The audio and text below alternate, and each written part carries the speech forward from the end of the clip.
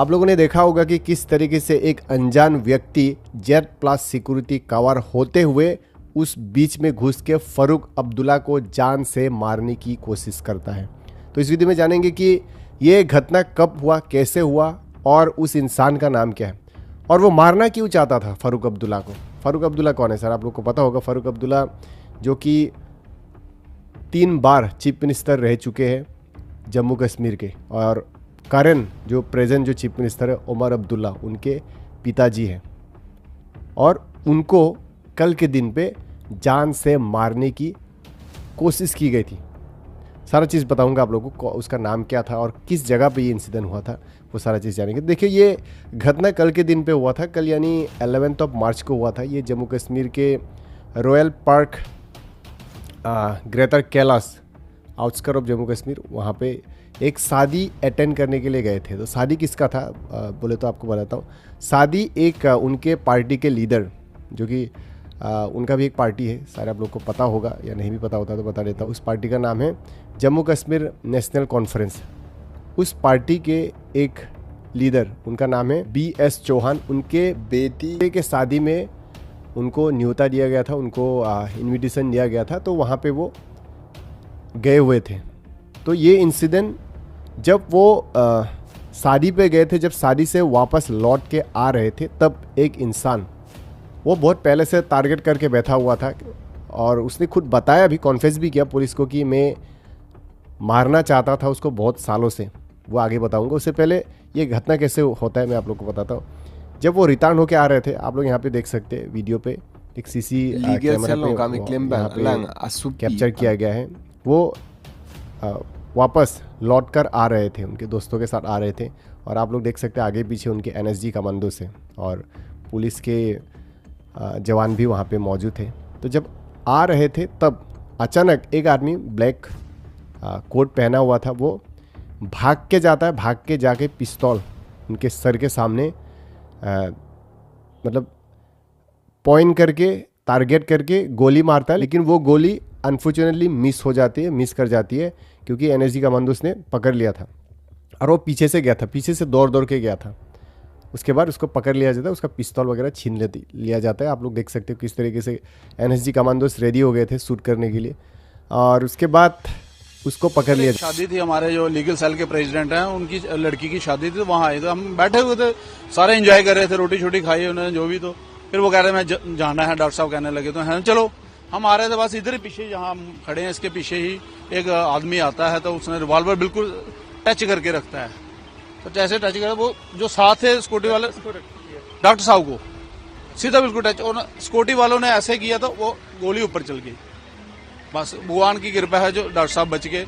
आप इस शख्स को जानते हैं जिसने आप पे ये गोली चलाई है सर? मैं नहीं जानता, इसे क्या मेरे से बैर है ये भी मैं नहीं जानता। ये कौन है वो तो मुझे कल मालूम हुआ, जबकि मुझे साथियों ने उसकी तस्वीर दिखाई कि ये आदमी है। 20 साल से मैं इंतजार कर रहा हूँ इसको मारने की। अब बताइए, फारूक अब्दुल्ला कुछ पता नहीं। तो अब जानेंगे कि इस इंसान का नाम क्या है, कहाँ का रहने वाला है, सारा चीज़ बताऊंगा, और उसका दुश्मनी था या क्या था, क्यों मारना चाहता था आखिर, वो भी जानेंगे। तो देखिए, इस इंसान का नाम है कमल सिंह जामवाल, जो कि पुरानी मंडी उसी जगह के रहने वाले हैं, दैट मीन्स जम्मू कश्मीर के ही रहने वाले हैं। तो बताया कि वो 20 सालों से टारगेट कर रहा था फारूक अब्दुल्ला की हत्या करने की, असैसिनेट करने की वो कोशिश कर रहा था।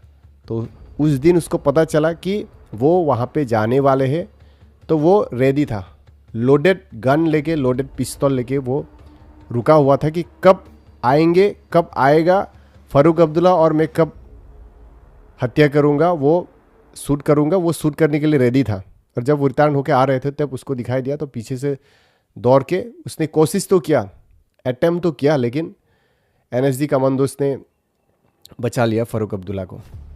नहीं तो जेड प्लस सिक्योरिटी कवर होते हुए भी उनको मार दिया जाता।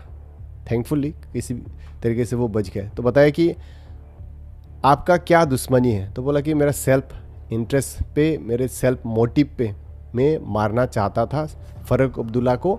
20 सालों से मैं टारगेट कर रहा था, ऐसा बताया। 20 साल आप देखिए। और वो क्या करता है, तो उसने बताया कि वो कुछ नहीं करता है, उसका एंचेस्टर्स के बहुत सारे प्रॉपर्टीज है, तो दुकान वगैरह वो किराए पे दिया हुआ है, तो किराए का पैसा वैसा से वो चलता है, ऐसा उसने बताया। और उसको पूछा गया कि आपने जिस बंदूक से गोली चलाई थी वो आपको कहाँ से मिला, पुलिस ने पूछताछ किया तो उसने निडर होकर बताया कि वो मेरा खुद का पिस्तौल था, मेरा लाइसेंस पिस्तौल था और मेरा खुद की लाइसेंस पिस्तौल से ही मैंने गोली चलाई थी, ऐसा उसने खुद पुलिस के सामने कॉन्फेस किया, बताया निडर होके। सुना था। मैं 20 साल से फारूक अब्दुल्ला को मारना चाहता था। किसको? फारूक अब्दुल्ला को। फारूक अब्दुल्ला? हाँ जी। क्यों मारना चाहता था, आज मौका मिला, मारने लगा, लेकिन हम नहीं मरे, बच गए। मारना क्यों चाहते थे? मेरा अपना मकसद है। वेपन कहाँ से लाया आपने? मेरा अपना, आपके मेरा पर्सनल वेपन है। इशू है आपको? हाँ बिल्कुल ऐसे इशू है। एज कितनी है आपकी? मेरी 63। 63 है सर। क्या काम करते हो? मैं सर जी बिल्कुल फ्री हूँ, कोई काम काज नहीं करता काम हूँ। काज तो कुछ करते हो, सोर्स ऑफ अर्निंग क्या आपका? मेरे सोर्स ऑफ इनकम कोई भी नहीं है। मेरी दुकानें हैं 2-3। किस चीज़ की दुकान है आपकी? एक कपड़े की दुकानें हैं, उसका मैं किराया लेकिन आता है, दुश्मनी किस कारण थी वो तो नहीं बताया, लेकिन वो बहुत पहले से मारना चाहता था, इतना ही मुझे पता चला।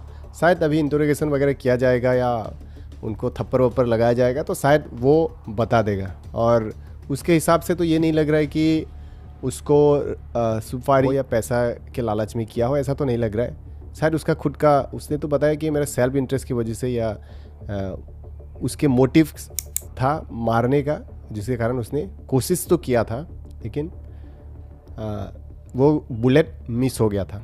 तो देखिए उस इवेंट पे, देखिए वैसे तो Z+ सिक्योरिटी कवर, वो भी Z+ NSG सिक्योरिटी कवर मिला हुआ है फारूक अब्दुल्ला जी को, लेकिन Z+ इतना हाई लेवल का सिक्योरिटी होने के बावजूद वो इंसान अंदर तक लोडेड गन लेके चला गया। वो there is a good question mark, right? वो सवाल अपने आप पैदा हो जाता है मेरे दिमाग पे, शायद आप लोग का भी दिमाग में ये सवाल आ रहा होगा कि भाई Z+ सिक्योरिटी कवर, वो भी NSG का, ब्लैक कैट कमांडोज, उनके बीच में वो कैसे चला गया, राइट? और हाँ, उस इवेंट पे और कौन कौन लोग मौजूद थे, तो देखिए उस इवेंट पे जम्मू कश्मीर के deputy chief minister Surendra Choudhary और जो current chief minister Omar Abdullah के एडवाइज़र नसीर असलम, वो भी उस इवेंट पे, उस वेडिंग पे प्रेजेंट थे।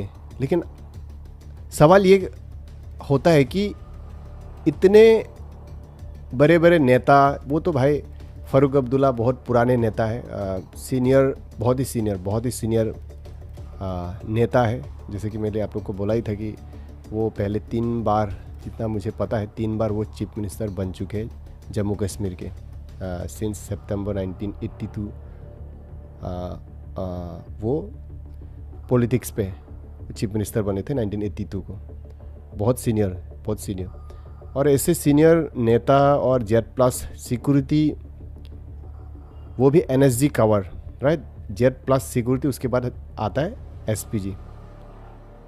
मतलब इतना हाई सिक्योरिटी के बीच में वो इंसान लोडेड गन लेके कैसे चला गया जाता है। तो देखिए ये कहीं ना कहीं सिक्योरिटी का लैप्सेस होगा, क्योंकि देखिए वहाँ पे देखिए उनके साथ डिप्टी चीफ मिनिस्टर भी थे। अरे जहाँ पे डिप्टी चीफ मिनिस्टर जाते हैं तो भाई सिक्योरिटी का इंतज़ाम तो अच्छी तरीके से होना चाहिए था ना, लेकिन ये क्यों नहीं हुआ?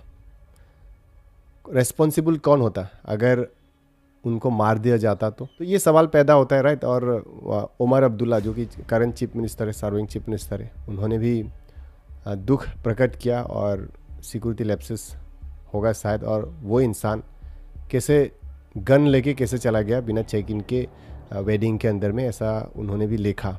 और हाँ, बात तो सही है, Z+ सिक्योरिटी कवर जिस इंसान को दिया हुआ है तो वो जहाँ भी जाएंगे वहाँ पे तो भाई सिक्योरिटी चेक इन वगैरह तो होना चाहिए ना, अच्छी तरीके से चेकिंग वगैरह, किसके पास गन है नहीं है, वो सारे स्कैन वगैरह होना चाहिए था गेट पे, लेकिन वो सारे चीज़ हुआ नहीं।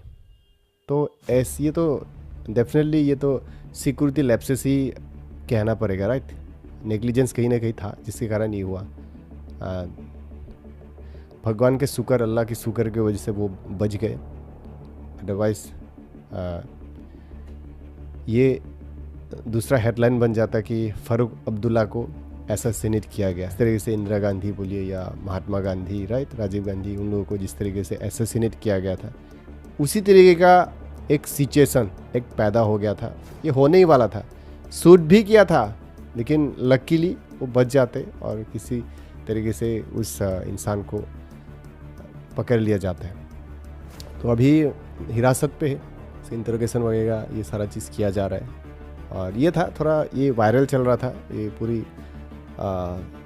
इंडिया पे अभी फ़िलहाल न्यूज़ चैनल्स पे हर जगह पे ये वायरल है। तो आप लोगों को थोड़ा बता दिया। और आप लोगों को क्या लगता है, क्या उसको किसी आतंकवादी संगठन या किसी ने क्या सुपारी दिया होगा, पैसा दिया होगा, या पैसा के लालच में क्या वो कर रहा था? आप लोग मुझे कमेंट करके बताइए। सो मिलता हूँ नेक्स्ट इंटरेस्टिंग कंटेंट पे।